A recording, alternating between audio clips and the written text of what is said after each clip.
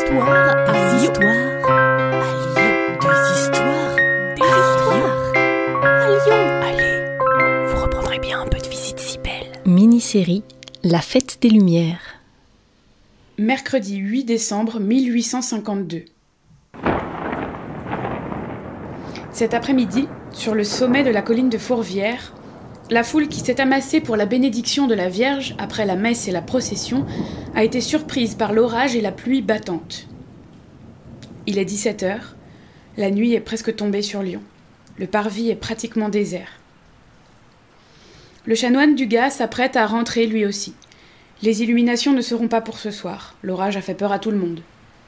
Hier et ce matin, les prêtres de toutes les paroisses ont placardé des avis indiquant au peuple que les illuminations étaient repoussées à dimanche. Avis. La force de l'orage ne permettant pas de placer les charpentes nécessaires pour l'illumination de la chapelle de Fourvière, les fidèles sont prévenus que si le signal de l'illumination n'est pas donné à 6 heures par les habitations qui avoisinent l'église, ce sera un indice du renvoi de l'illumination au dimanche 12. Maintenant, la pluie s'est arrêtée. Le ciel s'est même bien dégagé en fin d'après-midi, mais ça ne serait pas raisonnable de donner le signal à 18h. Tout le monde doit probablement vaquer à d'autres occupations. Il va rentrer chez lui. Sur le parvis, sous les bourrasques froides qui se font de plus en plus espacées, le contremaître Roger Guillot attend patiemment. Il ne sait pas comment ça lui est tombé dessus, mais lundi, le patron lui a demandé de superviser l'installation des feux de Bengale le soir de l'inauguration. Celui qui devait s'en charger a eu un accident et il faut le remplacer. Les feux de Bengale, les feux d'artifice, il n'y connaît rien du tout. Mais comme il a supervisé toute l'installation de la statue, il connaît tous les abords du clocher, de la chapelle, il sait où sont les dangers, et surtout, il connaît la statue, ses 5,60 m, ses 3 tonnes de bronze par cœur. Il saura déceler s'il y a le moindre risque. Comme les illuminations ont été décalées à dimanche, ça l'arrange bien. Il aura bien le temps d'aller causer avec les artificiers, au moins ils pourront travailler dans de meilleures conditions. En tout cas, c'est terminé pour ce soir. Il va pouvoir enfin dormir tranquille. La Vierge est là-haut. L'inauguration a eu lieu, en partie du moins.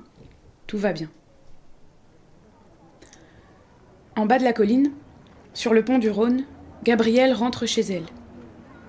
Après une journée épuisante de travail, elle est allée comme tous les soirs rendre visite à son mari, malade, hospitalisé à l'Hôtel-Dieu.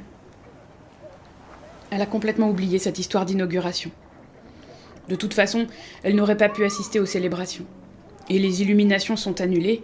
La seule chose à laquelle elle pense ce soir, c'est au bassouillon, la soupe claire qui les attend, ses enfants et elle, comme seul dîner. Sur le pont, le vent glacial bleuit ses doigts. Ils ont trempé toute la journée dans l'eau brûlante des lessives et maintenant ils gèlent. Elle sent des larmes qui perlent au bord de ses yeux. Ce doit être à cause du froid mordant. Ou peut-être à cause de son mari, dont l'état n'a pas l'air de s'améliorer.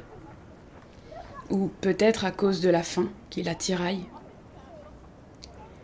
Il est presque 6 heures et Gabrielle traverse la place du pont. Elle marche vite, elle prend la grande rue de la Guillotière. Arrivée à l'angle de la rue des Asperges, les cris d'un enfant la sortent de ses pensées. « Regarde, maman !» Gabrielle lève les yeux. Sur la plupart des fenêtres autour d'elle, des bougies commencent à éclairer la rue. Elle se souvient alors des illuminations. Mais elles avaient pourtant été annulées. La mère du petit qui a crié lui répond. « Viens vite, on va rentrer, on va mettre des bougies nous aussi. Ah, y a pas de raison que la fête se fasse sans nous. » Gabrielle accélère le pas. Elle voit la lumière qui se propage peu à peu. Dans les rues, sur les fenêtres, il y a de plus en plus de bougies partout. Alors elle se met à courir jusque chez elle. Quand elle entre dans le minuscule appartement, ses enfants sont dans le même état d'excitation. Sa fille, Jeanne, du haut de ses 9 ans, s'exclame « Maman, regarde, tous les voisins ont mis leurs lumignon !» Tous ensemble se saisissent des bougies qu'ils avaient soigneusement préparées. À leur tour, ils les allument et les posent sur le rebord de la fenêtre. Gabrielle sourit, plisse les yeux. Une dernière larme coule sur son sourire. Puis, sans se concerter, chacun met son manteau et ensemble, ils ressortent dans le froid de décembre. Sur la colline, le chanoine Dugas et le contremaître Roger Guillot viennent de se croiser. Ils se sont souhaités bonsoir et vont rentrer chez eux. Roger Guillot va dire aux ouvriers qu'ils peuvent rentrer, et le chanoine retourne dans la chapelle pour remercier une dernière fois la Sainte Vierge pour cette belle journée avant de partir à son tour. Soudain, dans le silence et la nuit noire, ils entendent une sorte de clameur sourde qui vient de loin. Ils n'ont pas le temps de se poser la question. Un apprenti court à leur rencontre. « Patron! Patron, venez voir, vite !» Le chanoine relève le bas de sa soutane et court après Roger qui court après son apprenti. Il s'approche de la balustrade qui surplombe la ville de Lyon.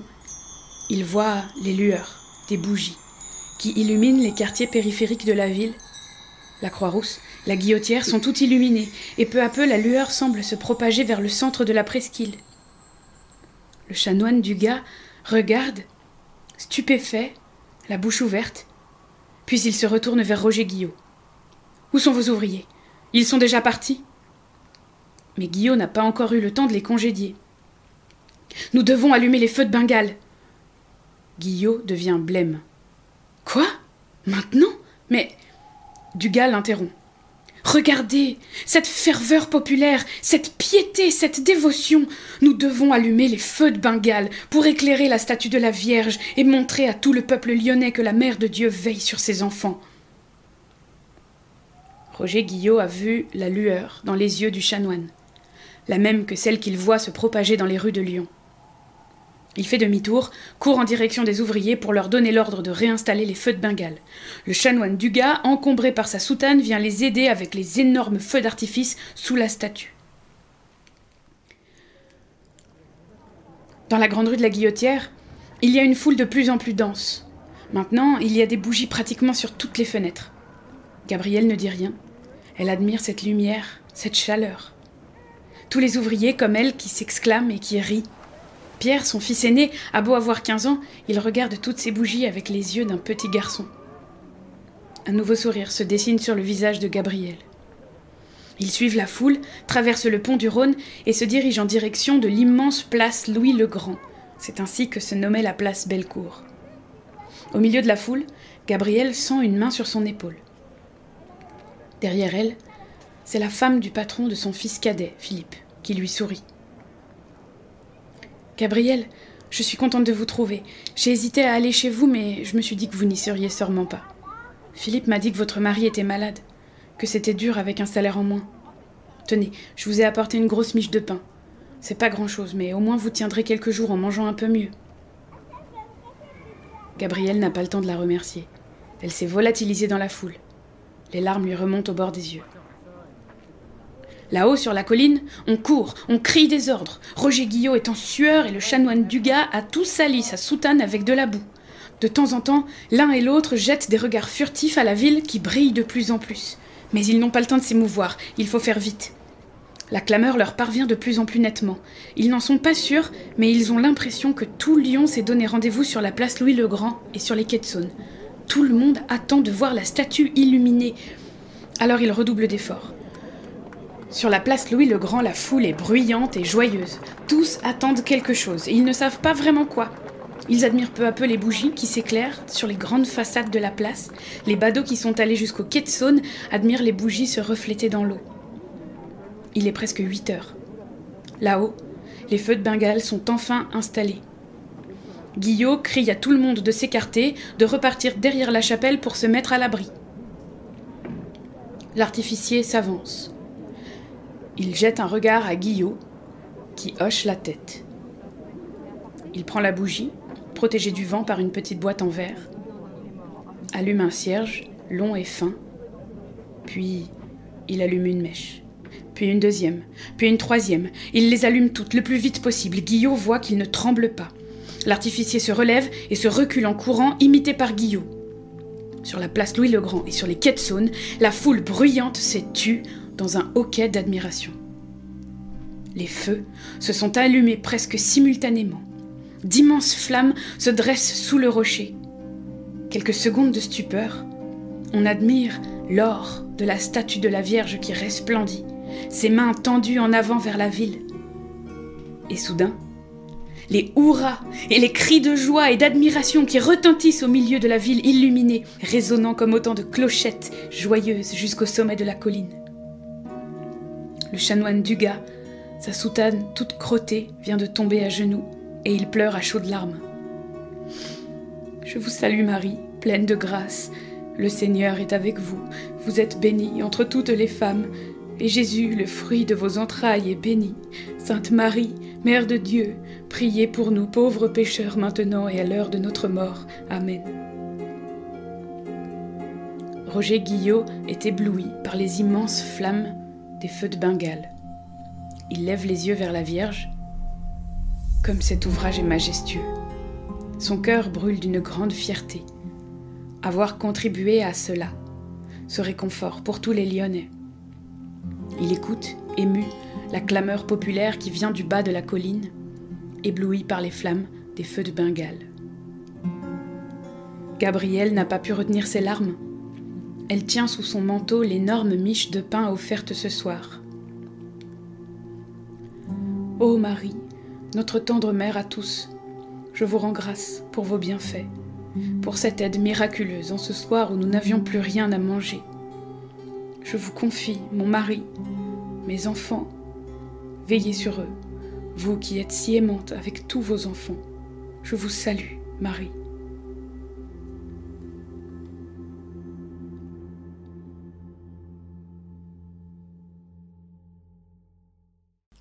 Cette soirée du 8 décembre 1852 allait rester dans les mémoires pendant longtemps. Dès l'année suivante, des illuminations partout dans la ville furent spontanément proposées. Cette tradition a continué jusqu'à nous. Depuis plus de 150 ans, chaque 8 décembre à Lyon, à la tombée de la nuit, la lumière jaillit pour embraser la ville. Vous reprendrez bien un peu de visite si belle. Salut à vous! Une gognandise, en parler lyonnais, c'est une plaisanterie. Ce podcast d'histoire, de légendes et de gognandises lyonnaises est proposé par les Visites si belles, visites théâtralisées et contées à Lyon. Vous pouvez nous retrouver sur les réseaux sociaux, Facebook, Instagram et Twitter. Pour réserver des visites, rendez-vous sur notre site web, vous trouverez le lien en description. Et pour connaître les prochaines histoires, abonnez-vous. Sur ce, on vous dit à bientôt.